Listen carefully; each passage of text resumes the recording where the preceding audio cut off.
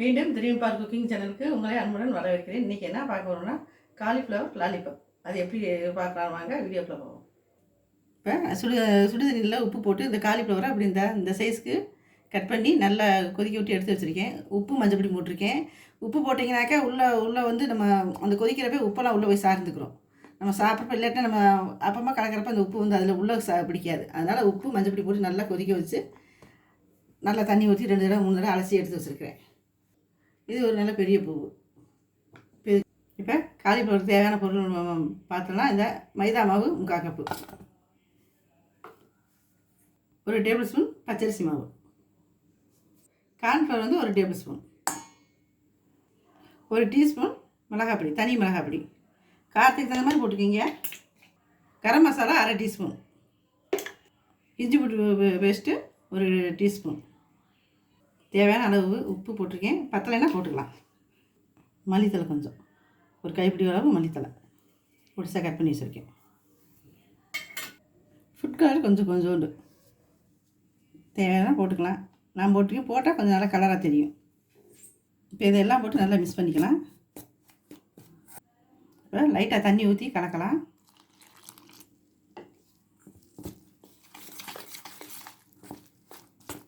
தண்ணி கொஞ்சம் கொஞ்சமாக விட்டு கலக்குங்க. ரொம்ப மொத்தமாக கலந்து அப்படியே இதாக போயிடும். தண்ணி கூட போயிடுச்சுன்னா அப்புறம் திரும்ப கலக்கணும். இட்லி இப்போ இந்த பதத்துக்கு நல்லா தோசை மாவு பதத்துக்கு நல்லா கலக்கிடுங்க. ரொம்ப இதை வச்சுன்னா அதில் வந்து காலிஃப்ளவர் வந்து ஒட்டாது.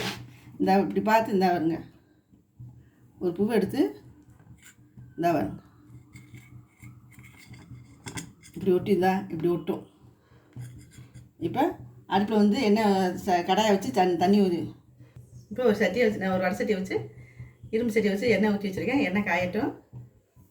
எண்ணெய் காய்ச்சிச்சான்னு பார்க்கலாம். காய்ச்சிருச்சு. இப்போ நம்ம ஒன்றா எடுத்துட்டு இந்த பாருங்கள், இப்படி எடுத்து அப்படியே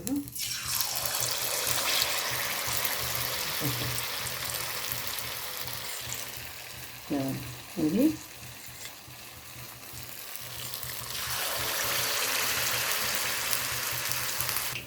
இப்போ நல்லா போட்டு பொரிஞ்சிருக்கு. இது அப்படியே லேஸ் அப்படியே திருப்பி விடுங்க.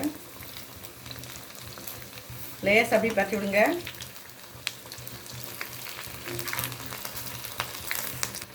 இப்போ இதை நல்லா வெந்துருச்சு. இப்போ நம்ம இதை எடுத்துடலாம். எடுத்துகிட்டு அடுத்ததையும் போட்டுடலாம். நல்லா எண்ணெயை வடி விட்டுருங்க.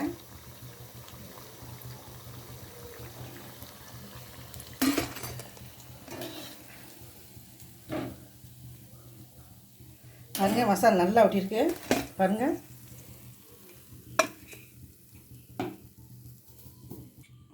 அடுத்ததையும் போட்டு எடுத்துடலாம்.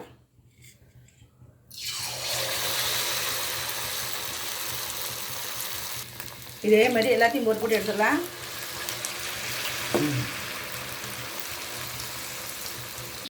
இப்போ நம்மளோட காலிஃப்ளவர் லாலிபாப் வந்து ரெடி ஆயிடுச்சு. இதே மாதிரி நீங்களும் ஒரு தடவை உங்கள் வீட்டில் ட்ரை பண்ணி பார்த்துட்டு எப்படி இருக்குன்னு கமெண்ட் பாக்ஸில் கமெண்ட் பண்ணுங்கள்.